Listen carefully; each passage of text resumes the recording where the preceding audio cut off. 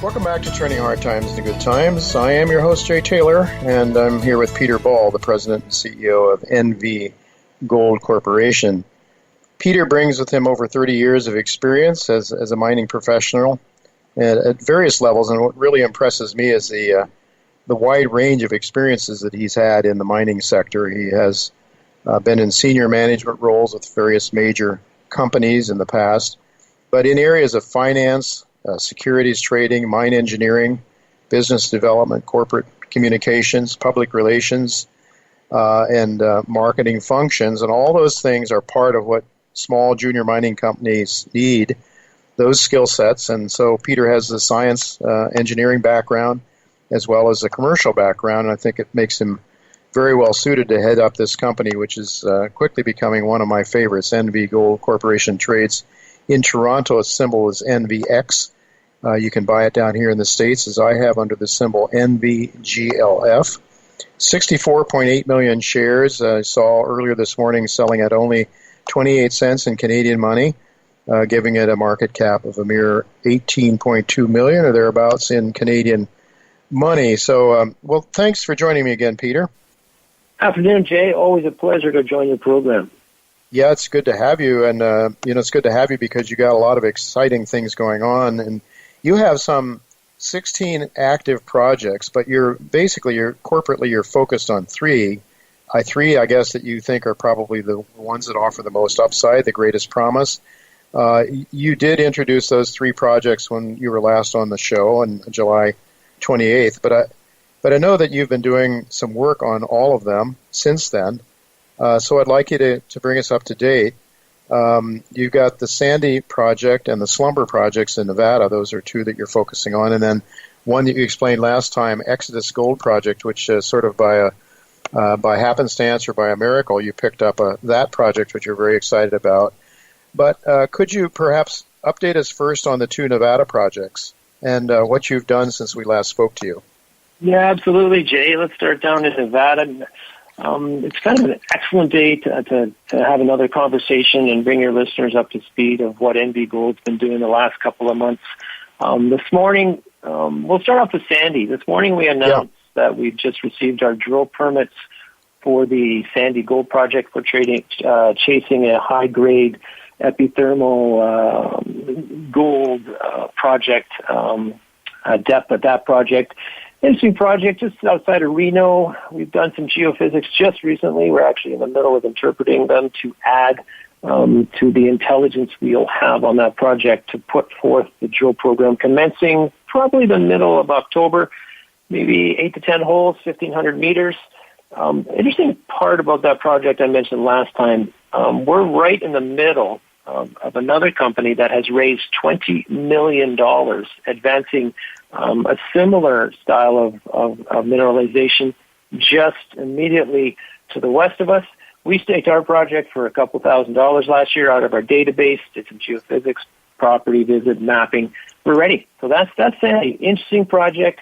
That is the first of 3 drill programs that we will be commencing in the next 2 months. So that's Sandy.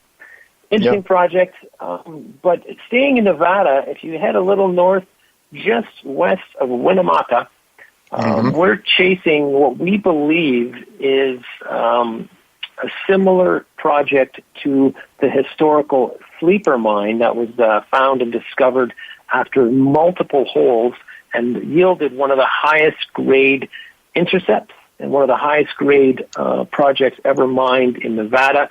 I think they mined the first few thousand tons at 16 or 15.7 ounces per ton.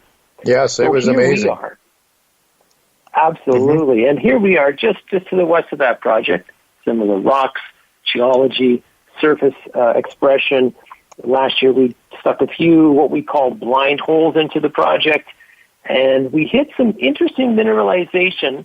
It was low grade last year, but our technical team, which is comprised of some of the greatest minds in the mining industry, 2 of them, Dr. Quinton Henney and Dr. Odin Christensen, took a look at the holes from last year and said, low grade, but I think we might be on top of something. We'll come back next year. Our goal is to always manage our dollars, make sure we put the dollars into the ground and not into the into our pockets.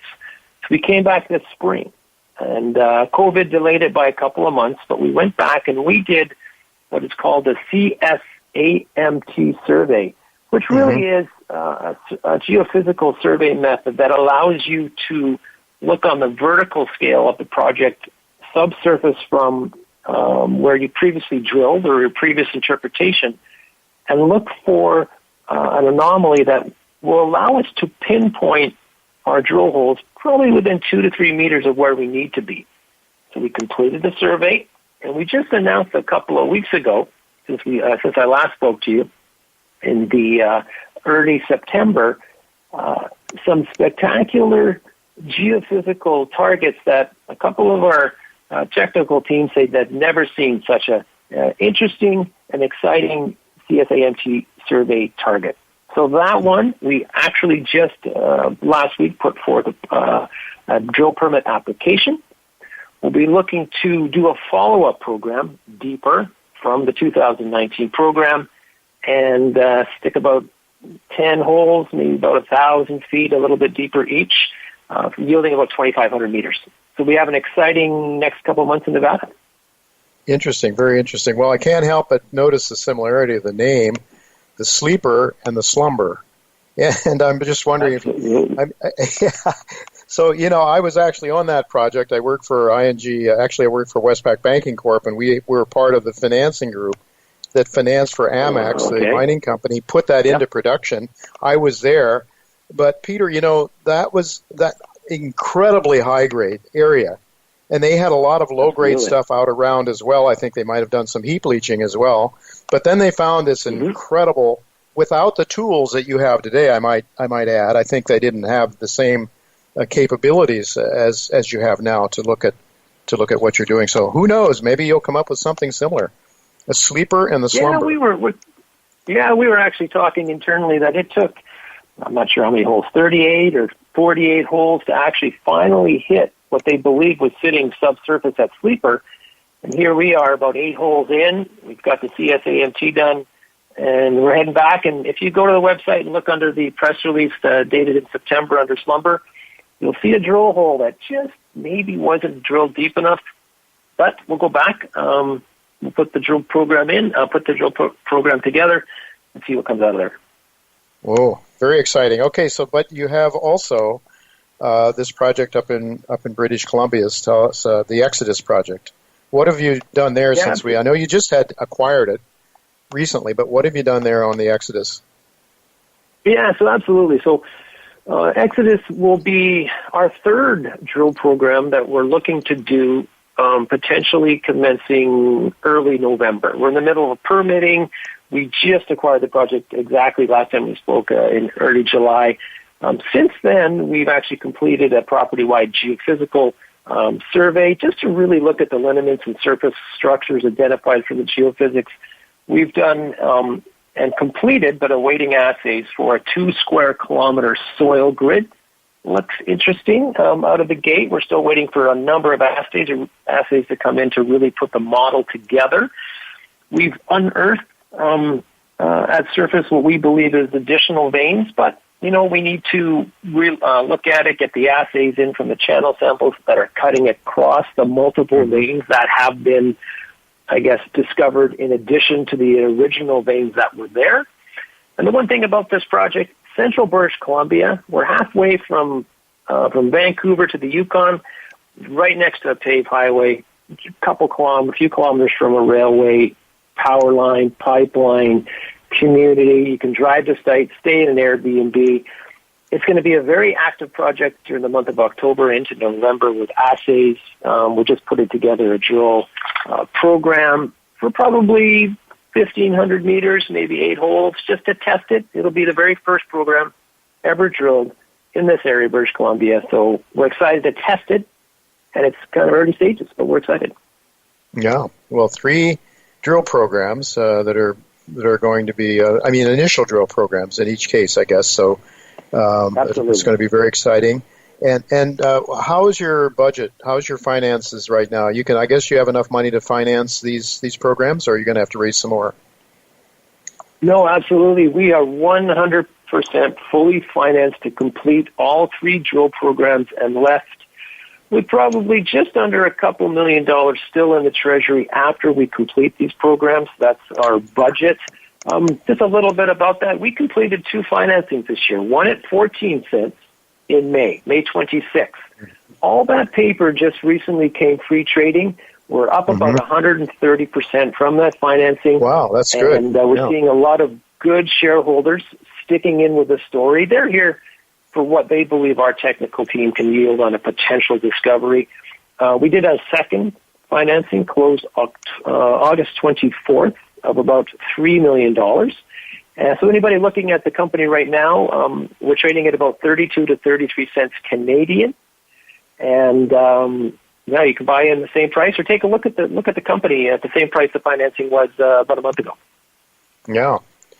Yeah, that's well. I guess this pullback in gold and silver has sort of helped people catch their breath a little bit, and a possibility of getting in to a story like yours at a very reasonable level.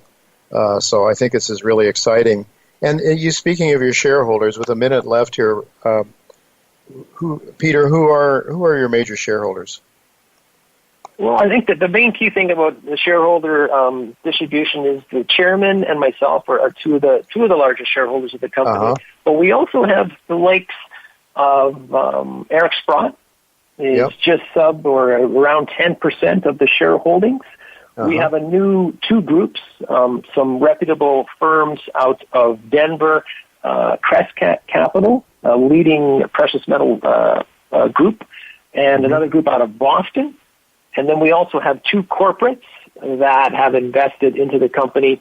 So we have significant distribution between institutional, high net worth, and significant shareholders like Eric Sprott. And management team, we put our own money into the company to ensure that we can be part of the shareholders that join us with the company. 64 million out. We have about 1.7 million also of warrants in the money, and just under $3 million in the bank as of last week. All right. Well, it's just certainly, if you come through with some good drill results, I'm sure the share price is going to be substantially higher. You'll do your next financing, hopefully at double or triple the current price. That would be great. At least that'd be great for someone like myself who bought the shares at these or lower prices. So we're really looking forward. Anything else you'd like to add with 30 seconds left? No, with that, I really appreciate everyone just taking a look at NV Gold. Just one note, I try to be the most accessible CEO in the industry, so the 1-888-363-9883 goes right to my cell phone. So you're not going to get any middle person. Peter at nvgoldcorp.com. Email me, phone me. We welcome all interested. Well, thank you very much, Peter, for that. That's very generous of you, and we appreciate your time. Thank you for being with us. All right, folks. Have an amazing day. You too.